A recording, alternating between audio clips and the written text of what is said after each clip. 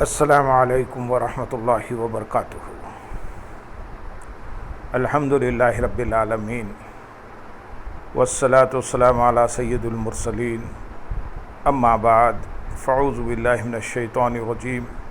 بسم اللہ الرحمن الرحیم۔ برادران عزیز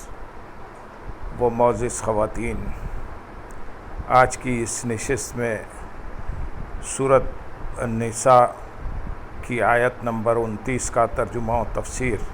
پیش کرنے کی سعادت حاصل کی جائے گی۔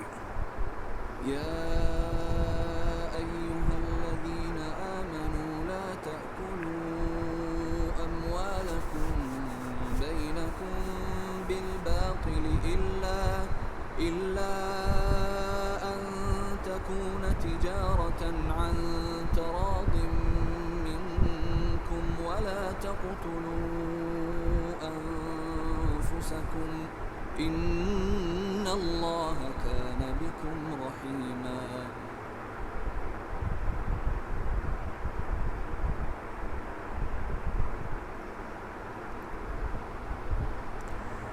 اے ایمان والو، باطل طریقے سے آپس میں ایک دوسرے کے مال نہ کھاؤ، البتہ یہ ہو کہ تمہاری باہمی رضامندی سے تجارت ہو اور اپنی جانوں کو قتل نہ کرو، بے شک اللہ تم پر مہربان ہے۔ باطل طریقے سے آپس میں ایک دوسرے کے مال نہ کھاؤ۔ نکاح کے ذریعے نفس میں تصرف کی وضاحت کے بعد اب مال میں تصرف کا شرعی طریقہ بیان کیا جا رہا ہے۔ اس آیت میں باطل طریقے سے مراد وہ طریقہ ہے جس سے مال حاصل کرنا شریعت نے حرام قرار دیا ہے، جیسے سود، چوری اور جوئے کے ذریعے مال حاصل کرنا، جھوٹی قسم، جھوٹی وکالت، خیانت اور قصب کے ذریعے مال حاصل کرنا اور گانے بجانے کی اجرت، یہ سب باطل طریقے میں داخل اور حرام ہے۔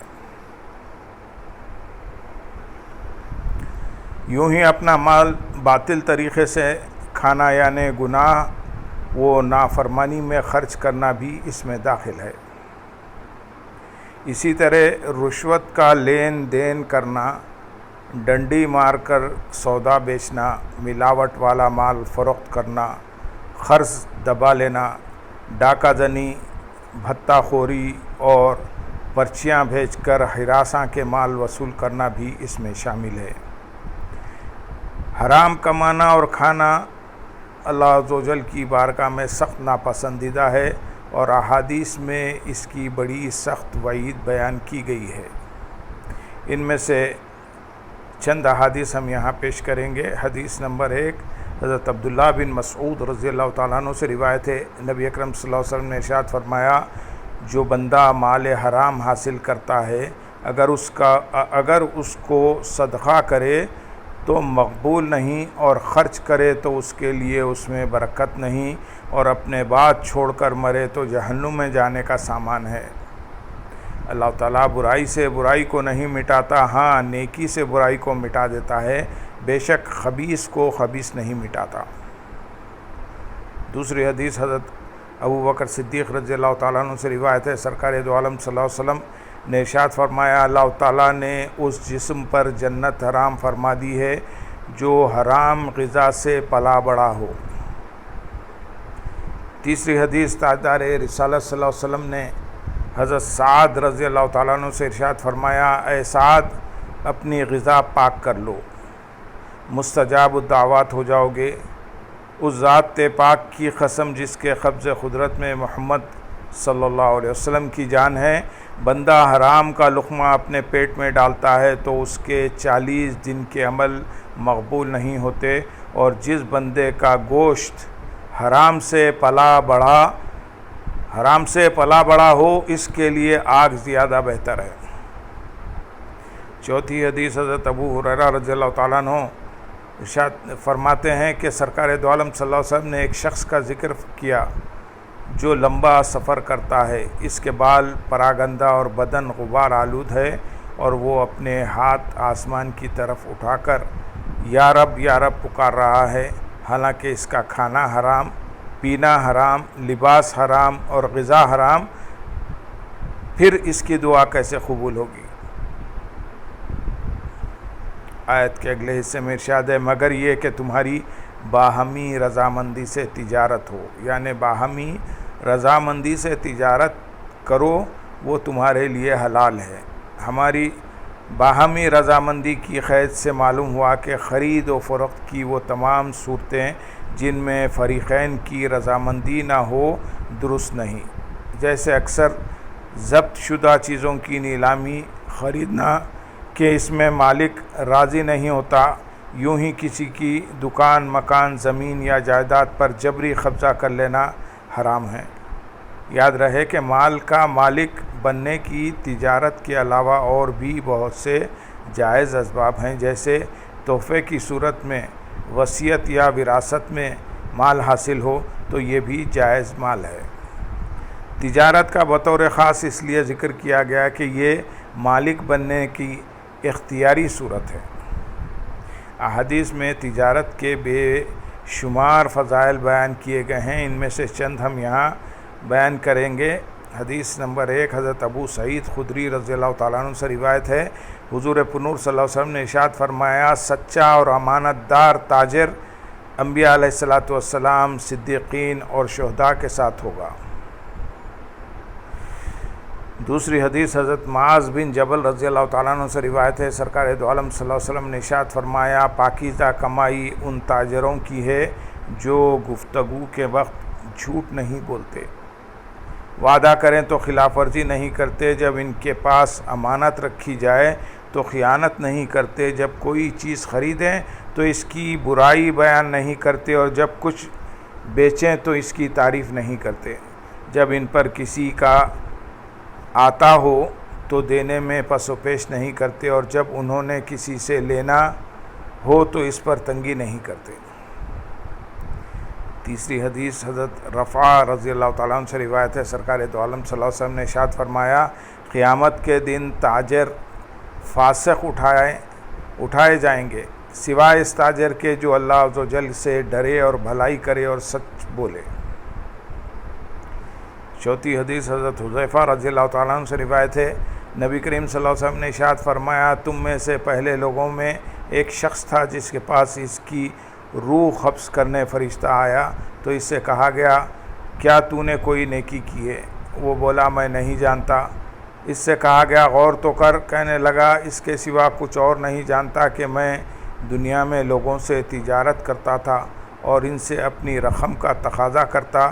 تو امیر کو مہلت دیتا تھا اور غریب کو معاف کر دیتا تھا۔ اللہ تعالیٰ نے ارشاد فرمایا اے فرشتوں اس سے درگزر کرو۔ اس سے پہلے تجارت کے فضائل بیان کیے گئے اور یہاں تجارت کے 14 آداب بیان کیے گئے ہیں، جن میں سے اکثر آداب ایسے ہیں جن میں عمل کرنا ہر تاجر کے لیے شرعاً لازم ہے۔ تاجر کو چاہیے کہ وہ روزانہ صبح کے وقت اچھے ارادے یعنی نیتیں دل میں تازہ کرے کہ بازار اس لیے جاتا ہوں تاکہ حلال کمائی سے اپنے اہل و عیال کی شکم پروری کروں اور وہ مخلوق سے بے نیاز ہو جائیں، اور مجھے اتنی فراغت مل جائے کہ میں اللہ تعالیٰ کی بندگی کرتا رہوں اور راہ آخرت پر گامزن رہوں۔ نیز یہ بھی نیت کرے کہ میں مخلوق کے ساتھ شفقت، خلوص اور امانت داری کروں، نیکی کا حکم دوں گا، برائی سے منع کروں گا اور خیانت کرنے والے سے باس پرس کروں گا۔ نمبر 2، تجارت کرنے والا جعلی اور اصلی نوٹوں کی پہچاننے کا طریقہ سیکھے اور نہ خود جعلی نوٹ لے نہ کسی اور کو دے تاکہ مسلمانوں کا حق ضائع نہ ہو۔ نمبر 3، اگر کوئی جعلی نوٹ دے جائے اور دینے والے کا پتہ نہ چلے تو وہ کسی اور کو نہیں دینا چاہیے، اور اگر دینے والے کا پتہ چل جائے تو اسے بھی وہ جعلی نوٹ واپس نہیں دینا چاہیے بلکہ پھاڑ کے پھینک دے تاکہ وہ کسی اور کو دھوکہ نہ دے سکے۔ نمبر 4، اپنے مال کی حد سے زیادہ تعریف نہ کرے کہ یہ جھوٹ اور فریب ہے، اور اگر خریدار اس مال کی صفات سے پہلے ہی آگاہ ہو تو اس کا جائزہ اور صحیح تعریف بھی نہ کرے کہ یہ فضول ہے۔ نمبر 5، عیبدار مال ہی نہ خریدے، اگر خریدے تو دل میں یہ عہد کرے کہ یہ خریدار کو تمام عیب بتا دوں گا، اور اگر کسی نے مجھے دھوکہ دیا تو اس نقصان کو اپنی ذات تک محدود رکھوں گا، دوسروں پر نہ ڈالوں گا، کیونکہ جب یہ خود دھوکہ باز پر لعنت کر رہا ہے تو اپنی ذات کو دوسروں کی لعنت میں شامل نہیں کرنا چاہیے۔ نمبر 6، اگر اپنے پاس موجود صحیح مال میں کوئی عیب پیدا ہو گیا تو اسے گاہک سے نہ چھپائے، ورنہ ظالم اور گناہگار ہوگا۔ نمبر 7، وزن کرنے اور ناپنے میں فریب نہ کرے بلکہ پورا تولے اور پورا ناپے۔ نمبر 8، اصل قیمت کو چھپا کر کسی آدمی کو قیمت میں دھوکہ نہیں دینا چاہیے۔ نمبر 9، بہت زیادہ نفع نہ لے اگرچہ خریدار کسی مجبوری کی وجہ سے اس زیادتی پر راضی ہو۔ نمبر 10، محتاجوں کا مال زیادہ قیمت سے خریدے تاکہ انہیں بھی مسرت نصیب ہو، جیسے بیوہ کا سود اور وہ پھل جو فقراء کے ہاتھ سے واپس آیا ہو، کیونکہ اس طرح کی چشم پوشی صدقے سے بھی زیادہ فضیلت رکھتی ہے۔ نمبر 11، قرض خواہ کے تقاضے سے پہلے اس کا قرض ادا کر دے اور اسے اپنے پاس بلا کر دینے کی بجائے اس کے پاس جا کر دے۔ نمبر 12، جس شخص سے معاملہ کرے اگر وہ معاملے کے بعد پریشان ہو تو اس سے معاملہ فسخ کر دے۔ نمبر 13، دنیا کا بازار اسے آخرت کے بازار سے نہ روکے اور آخرت کا بازار مسجد ہے۔ نمبر 14، بازار میں زیادہ دیر رہنے کی کوشش نہ کرے، مثلا سب سے پہلے جائے اور سب کے بعد آئے۔ آیت کے اگلے حصے میں ارشاد ہے، اور اپنی جانوں کو قتل نہ کرو، یعنی ایسے کام کر کے جو دنیا و آخرت میں ہلاکت کا باعث ہوں، اپنی جانوں کو قتل نہ کرو۔ خود کو ہلاک کرنے کی مختلف صورتیں ہیں اور ان میں سے چند صورتیں ہم یہاں بیان کریں گے۔ نمبر 1، مسلمانوں کا ایک دوسرے کو قتل کرنا خود کو ہلاک کرنا ہے، کیونکہ احادیث میں مسلمانوں کو ایک جسم کی مانند فرمایا گیا، جیسا کہ حضرت نعمان بن بشیر رضی اللہ تعالیٰ عنہ سے روایت ہے، نبی کریم صلی اللہ علیہ وسلم نے ارشاد فرمایا، تم مسلمانوں کو دیکھو گے کہ وہ ایک دوسرے پر رحم کرنے، دوستی رکھنے اور شفقت کا مظاہرہ کرنے میں ایک جسم کی مانند ہوں گے، چنانچہ جسم کے جب کسی بھی حصے کو تکلیف پہنچتی ہے تو سارا جسم جاگنے اور بخار وغیرہ میں اس کا شریک ہوتا ہے۔ حضرت نعمان بن بشیر رضی اللہ تعالیٰ عنہ سے ہی روایت ہے، رسول کریم صلی اللہ علیہ وسلم نے ارشاد فرمایا، مسلمان باہم ایک شخص کی طرح ہیں، اگر اس کی آنکھ میں تکلیف ہو تو اس کے سارے جسم کو تکلیف ہوتی ہے، اور اگر اس کے سر میں تکلیف ہو تو اس کے سارے جسم کو تکلیف ہوتی ہے۔ جب مسلمان ایک جسم کی طرح ہیں تو ایک مسلمان کا دوسرے مسلمان کو قتل کرنا ایسا ہی جیسے اس نے خود کو قتل کیا۔ نمبر 2، ایسا کام کرنا جس کی سزا میں اسے قتل کر دیا جائے، جیسے کسی مسلمان کو قتل کرنا، شادی شدہ ہونے کے باوجود زنا کرنا یا مرتد ہونا بھی خود کو ہلاک کرنے کی صورتیں ہیں۔ یاد رہے کہ زنا کرنا اور کسی مسلمان کو ناحق قتل کرنا کبیرہ گناہ ہے۔ زنا کے بارے میں اللہ تعالیٰ ارشاد فرماتے ہیں سورہ بنی اسرائیل آیت نمبر 32 میں، اور بدکاری کے پاس نہ جاؤ، بے شک وہ بے حیائی ہے اور بہت ہی برا راستہ ہے۔ اور کسی مسلمان کو ناحق قتل کرنے والے کے بارے میں ارشاد فرماتے ہیں سورۃ النساء آیت نمبر 93 میں، اور جو کسی مسلمان کو جان بوجھ کر قتل کر دے تو اس کا بدلہ جہنم ہے، عرصے دراز تک اس میں رہے گا، اور اللہ نے اس پر غضب کیا اور اس پر لعنت کی اور اس کے لیے بڑا عذاب تیار کر رکھا ہے۔ اور مرتد ہونے والوں کے بارے میں ارشاد فرماتا ہے سورہ بقرہ آیت نمبر 217 میں، اور تم میں جو کوئی اپنے دین سے مرتد ہو جائے پھر کافر ہی مر جائے تو ان لوگوں کے تمام اعمال دنیا و آخرت میں برباد ہو گئے اور وہ دوزخ والے ہیں، وہ اس میں ہمیشہ رہیں گے۔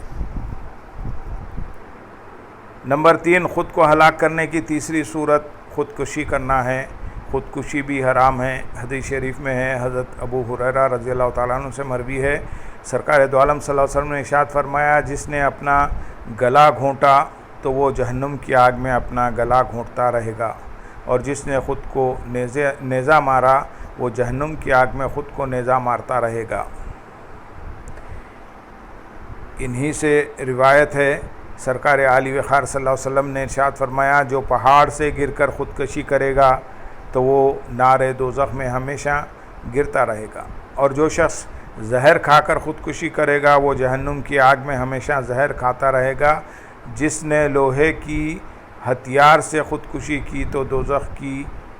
آگ میں وہ ہتھیار اس کے ساتھ میں ہوگا، اور وہ اس سے اپنے آپ کو ہمیشہ زخمی کرتا رہے گا۔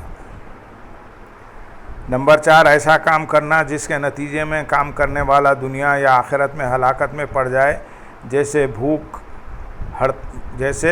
ہڑتال کرنا یا باطل طریقے سے مال کھانا وغیرہ۔ چنانچہ حضرت عمرو بن عاص رضی اللہ تعالیٰ عنہ فرماتے ہیں کہ مجھے غزوہ ذات السلاسل کے وقت ایک سرد رات میں احتلام ہو گیا۔ مجھے غسل کرنے کی صورت میں سردی سے ہلاک ہونے کا خوف لاحق ہوا، تو میں نے تیمم کر لیا اور اپنے ساتھیوں کے ساتھ فجر کی نماز پڑھ لی۔ انہوں نے نبی کریم صلی اللہ علیہ وسلم سے اس کا ذکر کیا تو آپ صلی اللہ علیہ وسلم نے فرمایا، اے عمرو رضی اللہ تعالیٰ عنہ، تم نے اپنے ساتھیوں کے ساتھ اس حال میں نماز پڑھ لی کہ تم جنبی تھے۔ میں نے غسل نہ کرنے کا عذر بیان کیا اور عرض کی، میں نے اللہ تعالیٰ کا یہ فرمان سنا ہے، اور اپنی جانوں کو قتل نہ کرو، بے شک اللہ تم پر مہربان ہے۔ یہ سن کر حضور اقدس صلی اللہ علیہ وسلم مسکرا دیے اور کچھ نہ فرمایا۔ اللہم صلی علی سیدنا محمد وعلی آل سیدنا محمد وبارک وسلم، وآخر دعوانا ان الحمدللہ رب العالمین، سبحان ربک رب العزت عما یصفون، وسلام علی المرسلین والحمدللہ رب العالمین۔ السلام علیکم ورحمۃ اللہ وبرکاتہ۔